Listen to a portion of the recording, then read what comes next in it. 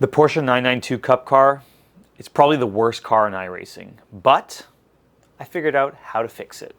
Let me show you.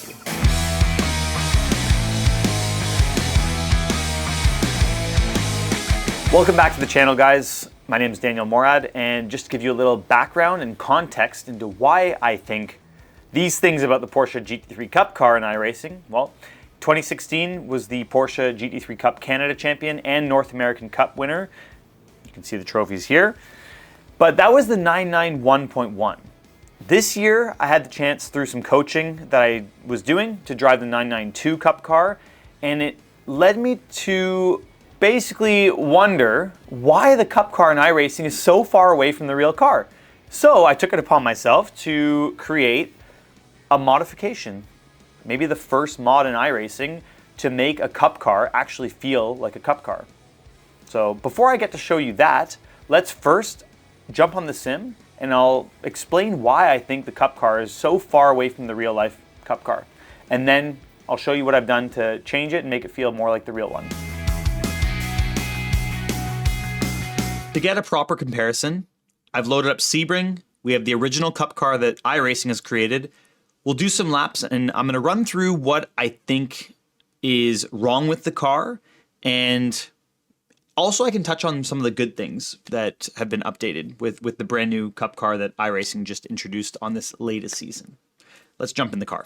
So the first thing that I want to touch on is really the only positive I have for this car is the fact that there's actually a really good difference between cold tires and warm tires now. And I think it's important because in the Porsche Cup series and any of them across the world, there's no heated tires, and when you're on cold tires, it's extremely difficult to get the tires fired up. So I think it's nice. It's a nice touch that there is a little bit of a difference between cold and warm tires, but that's pretty much where my praise ends, because there's a few key things that make this car, in my opinion, undrivable. For me personally, that's my own opinion. The first thing is braking. It's so sensitive. It's so easy to lock up.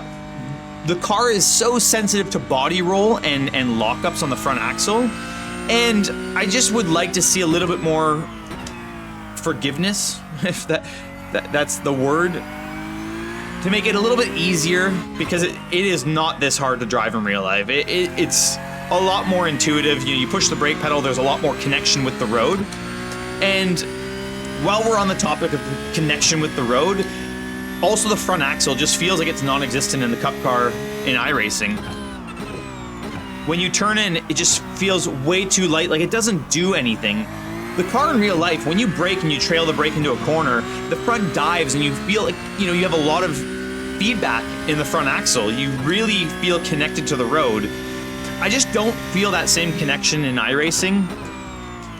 It feels like I'm driving on a cloud, and I've said this in past videos for some cars, even different cars in the game, that it feels like it's on a cloud. Like, look at this, just sliding all over the place.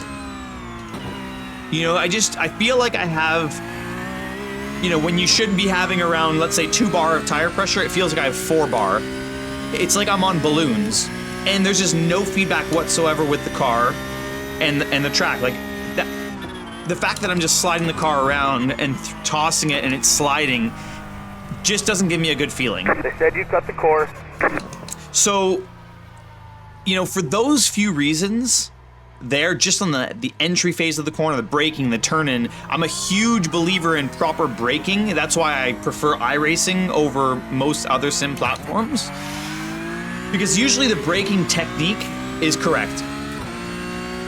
But with this, there's just no feeling, no feedback whatsoever in braking, in turn-in. It feels like you have the most numb front end ever, like it's not even connected.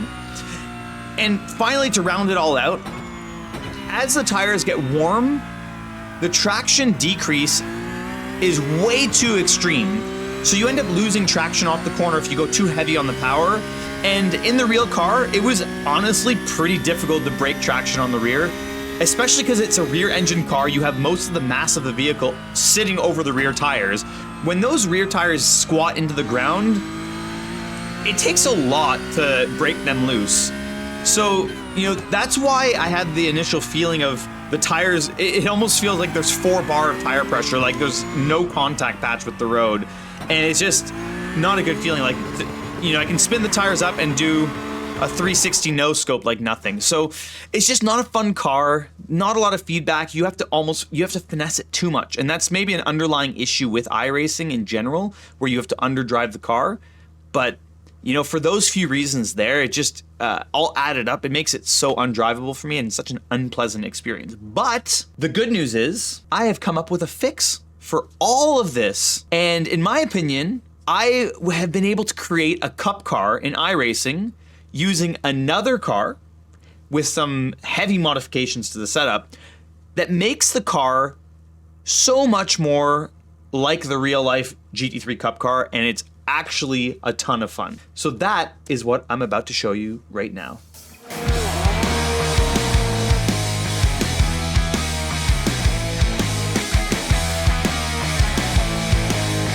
The Porsche GT3 R992. That's the answer. And you might be wondering, how is a GT3 spec car going to replicate the GT3 Cup car? How can you make it feel like a Cup car? Well, through a few basic modifications, we managed to get it pretty close. Now, there's a few things that you need to do, and there are some basics that I'll walk you through. But the first thing I want to mention is GT3 in general, like the GT3 category on iRacing, in my opinion, it's not in a good spot right now. For some strange reason, it just doesn't feel great. Through a few adjustments with BOP, balance of performance, a few adjustments on the aerodynamics and the tires, it just doesn't feel great at the moment. But in saying that, I think the Porsche is probably one of the best cars right now in terms of feeling and feedback that is available in iRacing. Maybe it's not the fastest everywhere, but it feels good. Feels really good. So we've used that as a base.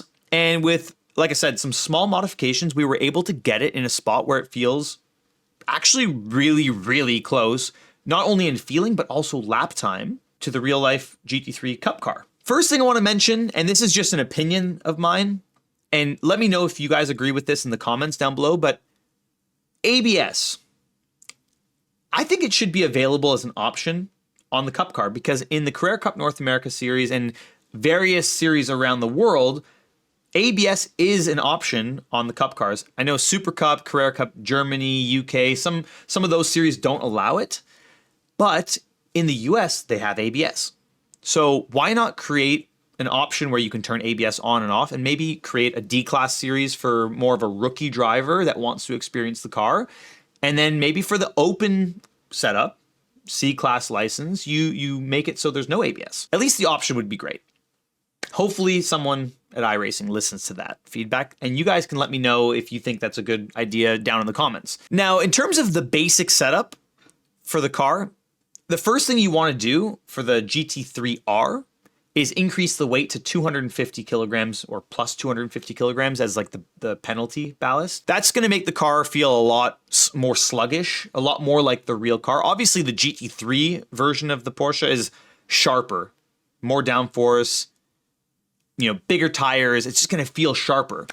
You need to slow it all down. So adding that weight is huge. It really helps, I guess, simulate the experience of the real car. The next thing you do is, obviously, if you, like I mentioned with ABS, if you want to take that off and simulate more of a Super Cup experience, you can do that.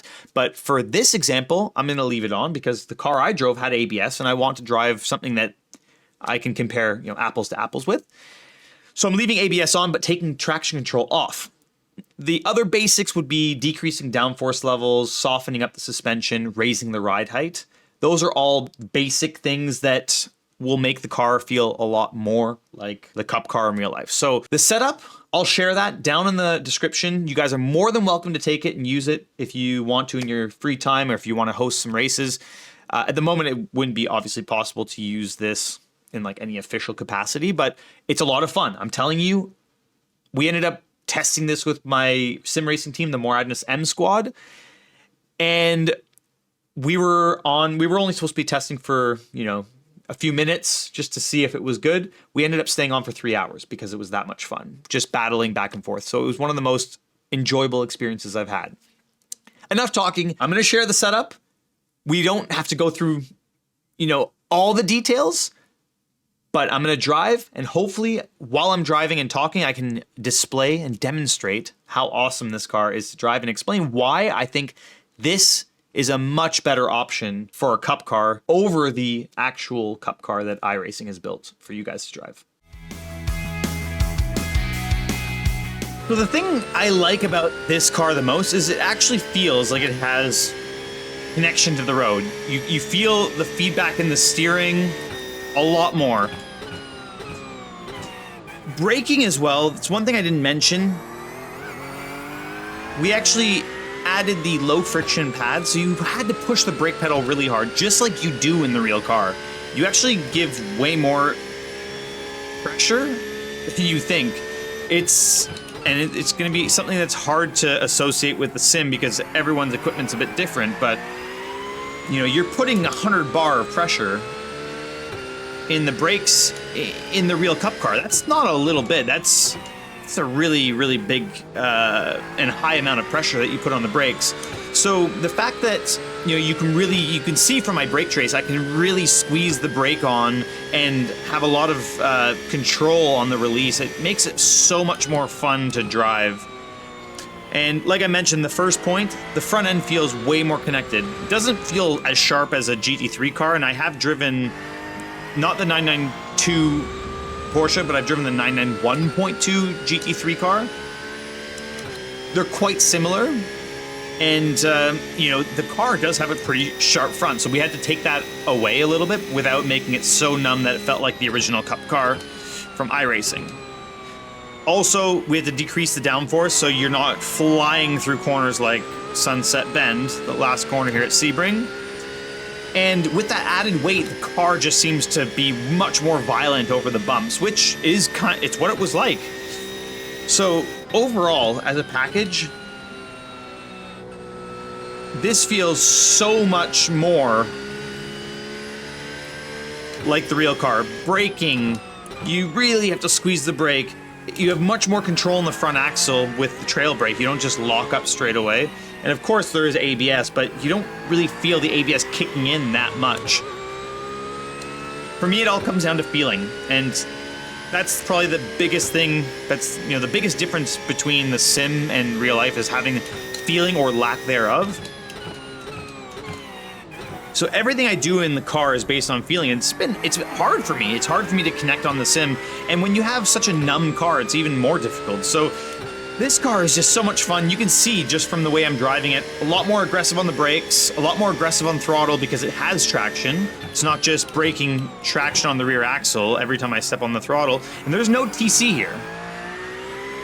So it has really good traction. Of course, you can feel the car just slipping and sliding ever so slightly through turn 11 and 12 here at Sebring.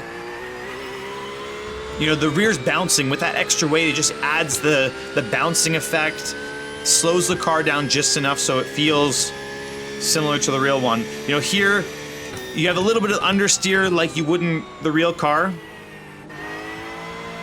But look how responsive it is. I step on throttle, I get the rotation I'm looking for. I can really toss the car into the corner with the brakes, and there is front end.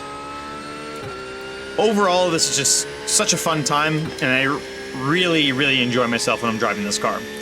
So now I'll keep quiet, and we'll do a hot lap so you can see what it looks like when I'm fully focused, and you can pay attention to my telemetry trace. Just enjoy a lap around Sebring.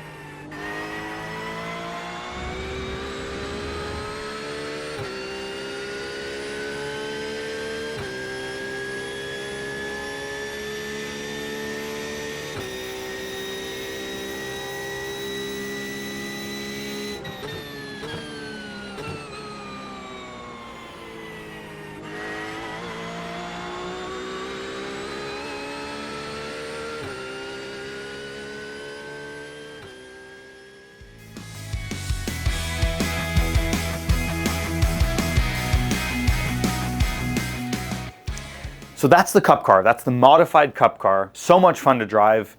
I tried to simulate the weather and lap time and conditions as best as possible. And of course, with some fine tuning, I can get the lap time bang on, which actually was pretty close from when I drove based on track conditions, which the track was lava. But overall, way better package than the iRacing's version of the Cup car. It's just not fun to drive. It's probably my least favorite car to drive in the game. And I think this Cup car that I modified using the GT3 platform, the GT3R, it's the best Cup car I've driven across any sim platform. And I know some of you are gonna say that I have my bias towards iRacing, and I really have no bias other than I enjoy playing it. And that's the most important thing. As long as you guys enjoy playing the sim that you're playing, that's all that matters. If you're having fun, that's the name of the game.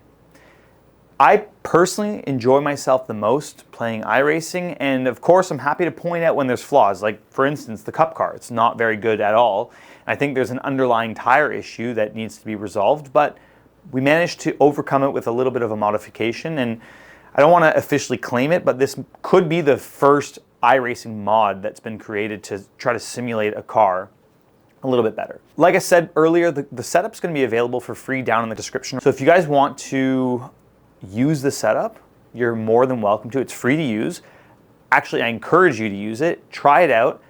Let me know your feedback. If you think it's good, if it's fun, if you think it's terrible, I'd like to hear, no matter what the feedback is, maybe some of you can chime in and help me make it a little bit better.